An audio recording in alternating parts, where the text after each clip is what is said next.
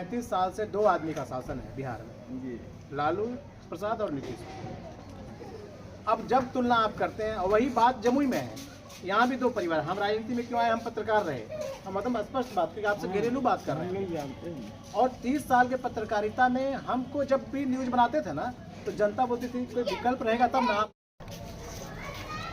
जनसुराज के जो नायक प्रशांत किशोर जी हैं, उनके विचार से, उनकी विचारधारा से जो हैं सभी लोग जो हैं अवगत हैं, और विशेष करके उनके विचारधारा के साथ हमारे रुपेश भाई जी जुड़े हुए हैं। इन्होंने भी हम लोगों को जोड़ा है, हम लोग इनके साथ हैं। और हम यहाँ पे जो आए हुए हैं, आज हम लोग की जो मीटिंग चल रही है, इस मीटिंग में, इस जलसा में हम इन लोगों को भी जो है यही आह्वान करने के लिए आए हैं कि आप भी जो है इस विचारधारा के साथ जुड़िए। और हमारे रुपेश भाई जी अगर आते हैं विधायक के रूप में, अगर चुनाव लड़ते हैं, तो इनको जो है निश्चित रूप से विश्वास और भरोसा करके इनको विजय श्री दिलाएं, है ना।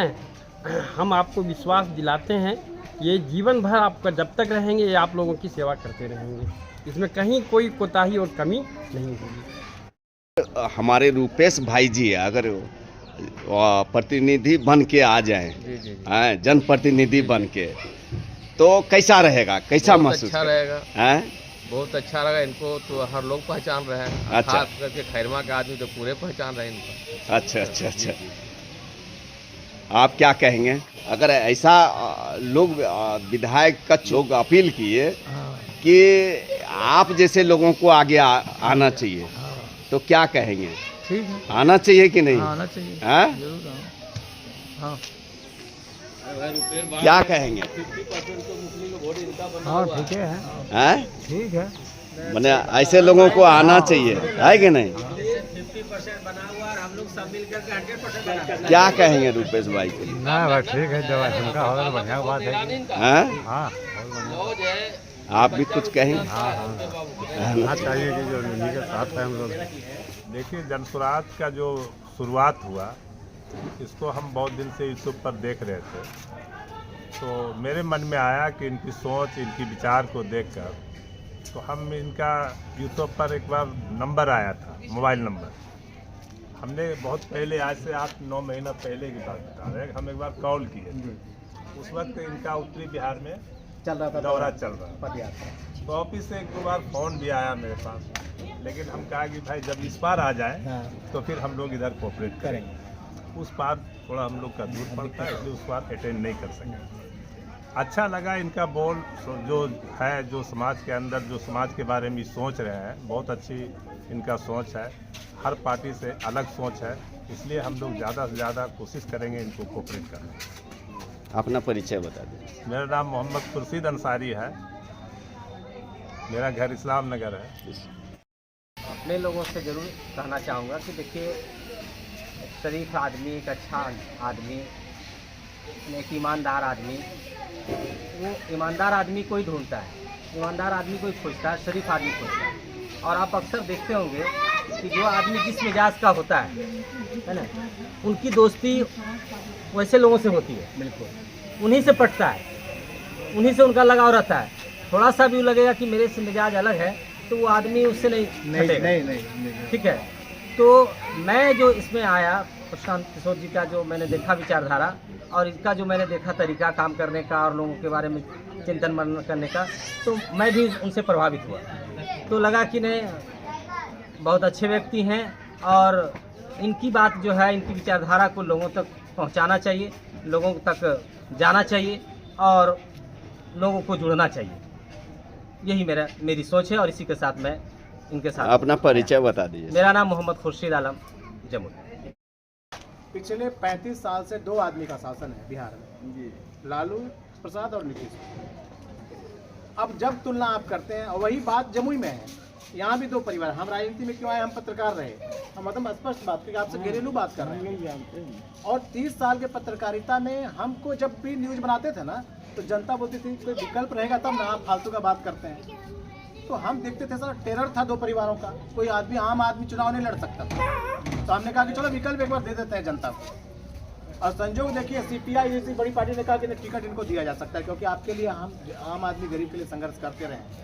रिजल्ट क्या हो, परिणाम क्या हो, उसकी चिंता कभी हमने नहीं। तो हम चुनाव में एक विकल्प मिला ना, और अब आदमी खड़ा होने लग गया है, ये आप देख लीजिए। चाहे अमृत के लोग खड़ा हुए, चाहे नीमा के लोग खड़ा हुए, खड़ा होने लगे बड़ी संख्या में लोग। तो खड़ा होने लगे मतलब संकेत है कि आपने जो काम था वो कर दिया। पर्पस है कि लोग जग गए, तभी तो खड़ा होने लगे, नहीं तो क्यों क्यों क्यों खड़ा हो। तो हमारा ये कहना है कि एक दूसरे को, जैसे वहाँ पटना में लोग बैठे हैं वैसे जमुई में बैठे हैं। अब तीसरा धुरा आया तो वो भी वही है, सब धन 22 पसेरी वाला। तो उस परिस्थिति में आखिर क्या अंधेरे में हम लोग चले जाएंगे। 35 साल यदि मेरा गुजरा तो आपका भी गुजरा था 35 साल।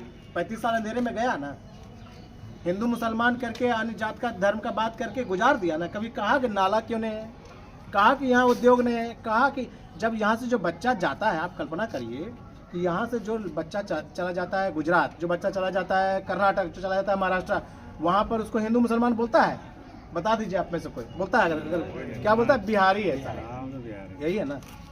और उसके साथ एक गाली लगाता है, तो वहाँ तो नहीं बोलता है। लेकिन यहाँ चूंकि वोट की राजनीति है तो आपको अलग करता है, वहाँ भी अलग करके जरा देखे तो वहाँ तो अलग नहीं करता। तो दुर्दशा तो बिहारी की हो रही है ना। तो इसलिए कि बिहार, हम लोग बिहार में आते हैं तो टुकड़े में बट जा रहा है। ये फलाना जात का वोटर, ये फलाना जात का, तो उसको लगता है जैसे बपौती है। अरे जात का वोटर क्या होता है? वो वोटर है, वोटर बिहार का वोटर है। तो मेरा यही कहना है कि प्रशांत जी उसी प्रयास को लेकर के आए हैं। प्रशांत किशोर के बारे में अधिकांश लोग थोड़ा बहुत जरूर जानते होंगे, क्योंकि यूट्यूब सोशल मीडिया का जमाना है।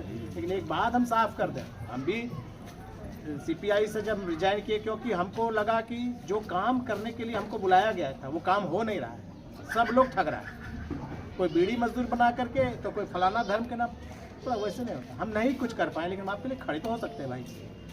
तो हम इसलिए करके शांत बैठ गए। हमको लोग बोला कहाँ जा रहे हैं, जदयू में जाइएगा, राजद में जाइएगा, बीजेपी में, कहीं नहीं जा रहे हैं। हमने स्वतंत्र रूप से एक आंदोलन किया मेडिकल कॉलेज की। आप यकीन मानिए उस आंदोलन में मेरा साथ कोई नहीं देने के लिए आगे आया। और हम तस्वीर आपको दिखा सकते हैं कि हमने दिग्विजय सिंह परिवार के यहाँ जाकर के हाथ जोड़ा, हमने जयप्रकाश जी के यहाँ जाके जोड़ा, हमने नरेंद्र सिंह के यहाँ जोड़ा, हमने चिराग पासवान का हाथ जोड़ा। हमने सिर्फ इतना कहा कि रुपेश सिंह का ये मेडिकल कॉलेज नहीं होगा, ये मेडिकल कॉलेज होगा जमुई का। तो इस मेडिकल कॉलेज को सही जगह बनने दीजिए। इसको बपौती वाला बात मत बनाइए, दलान मत बनाइए, इसको गोहाल मत बनाइए। नहीं माना, जनता का साथ भी, जनता ने बहुत साथ दिया हमको, जितनी मेरी औकात है उससे ज़्यादा दी। और महाधरना हुआ कचहरी चौक पर, और उस धरना में हम लोग बैठे, आंदोलन किए। और जब पटना हाईकोर्ट हम लोग लड़ाई को ले गए, हम लगभग जीत गए थे केस। एक ऑर्डर है जिसमें कि साफ लिखा हुआ है कि डीएम को बुलाया गया था अगले डेट में कार्रवाई के लिए। संजोग क्या हुआ कि जज साहब इतने नाराज हुए, उन्होंने कहा बिहार के सभी मेडिकल कॉलेज पर आज के तत्काल प्रभाव से रोक लगाया। तो जमुई के गुस्सा में वो समूचे पर लगा दिए। और 4 दिन के बाद नीतीश कुमार जी को जाना था विजय सिन्हा के यहाँ, एक मेडिकल कॉलेज खुलना था। सब चीज़ तैयारी हो गया, दूल्हा तैयार हो रहे थे, तो पता चला कि वहाँ तो रोक लगा हुआ है। जल्दी जल्दी आनंद फानंद में लोग गए।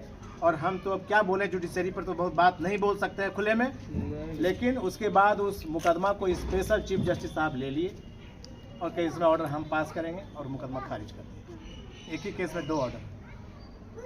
हमारी हैसियत नहीं कि हम न्यायालय और न्यायालय के ऑर्डर पर कुछ बोल सकें। लेकिन बात तो आप सब समझ गए क्या हुआ। तो हम हारे नहीं, हम लड़े। कहते हैं ना कि आप बुजदिल बन के भाग जाइए, अच्छा कि शहीद हो जाइए। तो हमने लड़ा जमुई के लिए। कल मेरा बच्चा, आने वाली पीढ़ी हमसे नहीं कह सकता ना कि जमुई के मेडिकल कॉलेज को लूट रहा था लुटेरा, तो आप गए थे, हम दिखा देंगे दस्तावेज की गए थे।